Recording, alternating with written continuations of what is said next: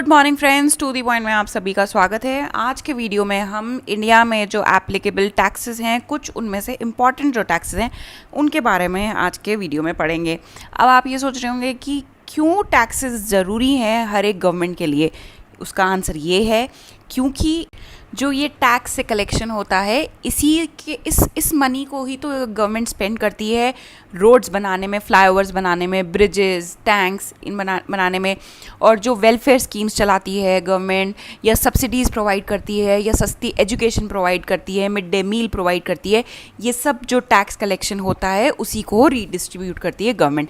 तो इसीलिए चाहे वो दुनिया की कोई सी भी इकनॉमी हो, कोई सी भी सरकार हो, उन सब के लिए टैक्स बहुत ज़रूरी होता है।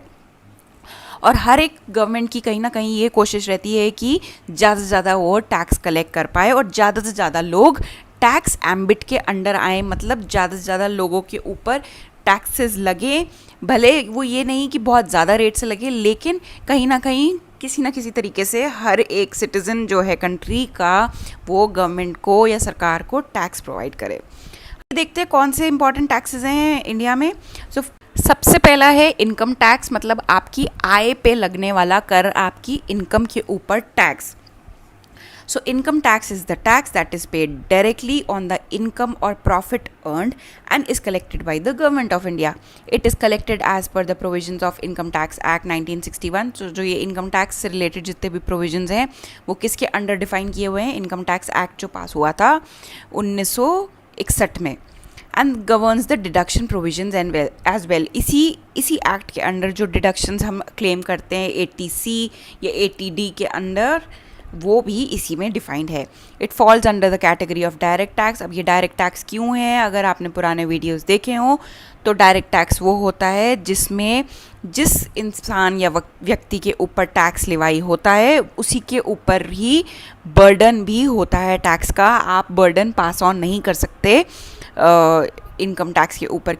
क्योंकि वो आपकी आय के ऊपर या इनकम के ऊपर लगा है तो टैक्स भी तो आप ही देंगे। ऐसा थोड़ी होता है कि इनकम आपकी लेकिन टैक्स उसके ऊपर कोई और भरे, नहीं, क्योंकि ये आपकी इनकम है तो टैक्स भी इसके ऊपर आप ही देंगे, इसलिए इसको हम डायरेक्ट टैक्स बोलते हैं। सो इनकम टैक्स एक बहुत ही इंपॉर्टेंट सोर्स ऑफ रेवेन्यू है हमारी भारत सरकार के लिए, और उसके प्रोविजंस जैसे मैंने बता दिया इनकम टैक्स 1961 में डिफाइंड है। बोलते हैं एक बहुत ही दूसरे इंपॉर्टेंट टैक्स के ऊपर जिसको कहते हैं कॉर्पोरेशन टैक्स। और कॉर्पोरेशन टैक्स लगता है कॉर्पोरेट्स जो हैं उसकी इनकम के ऊपर। जैसे कि एक व्यक्ति के ऊपर लगता है इनकम टैक्स, तो कॉर्पोरेट्स के ऊपर क्या लगेगा? उनके ऊपर थोड़ी इनकम टैक्स लगेगा, उसके ऊपर लगता है corporate tax. Company whether Indian और foreign is liable to taxation under the income tax act 1961। तो ये जो कॉर्पोरेशन टैक्स है ये भी किसके अंडर डिफाइंड है? इनकम टैक्स 1961 के अंडर। क्यों? क्योंकि मैंने आपको बताया था इनकम टैक्स हो गया इंडिविजुअल्स के लिए और कंपनीज़ के लिए हो गया कॉर्पोरेशन टैक्स, इसलिए इसको भी इनकम टैक्स एक्ट के अंडर डाला गया है। ऑल्सो चाहे वो कंपनी इंडियन हो या फॉरेन कंपनी, दोनों को ही टैक्स देना होगा। Corporation tax is a tax which is levied on the incomes of registered companies and corporation. Registered होनी चाहिए। अगर अनरजिस्टर्ड फर्म हो तो गवर्नमेंट को पता ही नहीं है आपने फर्म खोली हुई, तो आपसे टैक्स कैसे लेंगे? इसलिए ही लिखा गया है कि जो कॉर्पोरेशन टैक्स लगता है ये सारी रजिस्टर्ड कंपनीज और फर्म्स पे लगता है। Government sometimes changes the taxation rate in order to provide relief to the companies and induce growth in the economy. तो बहुत बार ऐसा होता है कि टैक्स रिलीफ प्रोवाइड करती है गवर्नमेंट सो दैट कंपनीज़ के पास ज़्यादा से ज़्यादा रेवेन्यू बच जाए और उसको वो फर्दर मैन्युफैक्चरिंग या प्रोडक्शन एक्सपैंड करने के लिए यूज़ कर सके, ताकि और से और लोगों को एम्प्लॉयमेंट मिले। अब ये 2020 की ही बात है कि जो हमारी भारत सरकार है उन्होंने जो कॉर्पोरेट टैक्स है वो घटा के 22% कर दिया था। पहले जो टैक्स रेट होता था वो 30% होता था, लेकिन लास्ट ईयर एक तो बहुत टाइम लॉकडाउन रहा, प्रोडक्शन नहीं हो पाया, बहुत लोग बेरोज़गार हो गए, तो इसलिए गवर्नमेंट ने ये तय किया कि जो हम कॉर्पोरेट टैक्स का रेट है वो 30% से घटा के 22% कर देंगे। तो गवर्नमेंट अक्सर ऐसे मेजर्स लेती है ताकि जो हमारी इकनॉमी है उसको रिसेशन से निकाल के फिर से ग्रोथ की ट्रैजेक्टरी पे डाल सके। तो कॉर्पोरेट टैक्स एक बहुत मेजर सोर्स ऑफ रेवेन्यू है हमारी सरकार के लिए, और एक लास्ट टैक्स जो बहुत इंपॉर्टेंट है उसको पढ़ लेते हैं, जिसको कहते हैं डिविडेंड डिस्ट्रीब्यूशन टैक्स। अब डिविडेंड क्या होता है? डिविडेंड एक रिटर्न होता है जो कंपनी पे करती है अपने शेयर होल्डर्स को। क्यों शेयर होल्डर्स को? क्योंकि उन्होंने कैपिटल प्रोवाइड करी है। तो जैसे मैं आपको पहले भी पढ़ा चुकी हूँ, इक्विटी जो शेयर होल्डर्स होते हैं वो कैपिटल प्रोवाइड करते हैं कंपनी को, और जो वो इन्वेस्टमेंट करते हैं उस पर कुछ तो रिटर्न देना बनता है ना कंपनी का इन्वेस्टर्स को। तो उनको जो वो रिटर्न देती है वो देती है डिविडेंड के फॉर्म में। और जब भी कोई कंपनी अगर डिविडेंड डिस्ट्रीब्यूट करती है तो उसको डिविडेंड डिस्ट्रीब्यूशन टैक्स देना होता है। सो डिविडेंड डिस्ट्रीब्यूशन टैक्स क्या है? It is a tax levied by the government on the amount distributed by the company as a dividend. It is payable in addition to income tax. तो देखिए क्या होता है कि मान लीजिए कोई कंपनी है जिसका प्रॉफिट है 100 करोड़ रुपए का, इस पे या इनकम है, तो इस पे पहले तो लगेगा इनकम टैक्स। तो कंपनीज के केस में इनकम टैक्स नहीं होता, जो शब्द यूज़ होता है वो मैंने आपको बताया कॉर्पोरेशन टैक्स होता है, ये लगेगा। और अगर इसके बाद अगर जो कंपनी है डिविडेंड डिस्ट्रीब्यूट कर रही है अपने इक्विटी शेयर होल्डर्स को, तो उसके ऊपर क्या लगेगा? Dividend distribution tax. तो ऐसा नहीं है कि कॉर्पोरेशन टैक्स लग गया तो और कोई टैक्स नहीं लगेगा। अगर कंपनी टैक्सेस कटने के बाद अगर डिविडेंड डिस्ट्रीब्यूट कर रही है तो कंपनी को डिविडेंड डिस्ट्रीब्यूशन टैक्स भी देना पड़ेगा सरकार को। The company shall be accountable to pay the tax within 14 days from the date of announcement of dividend और पेमेंट ऑफ डिविडेंड और डिस्ट्रीब्यूशन ऑफ डिविडेंड।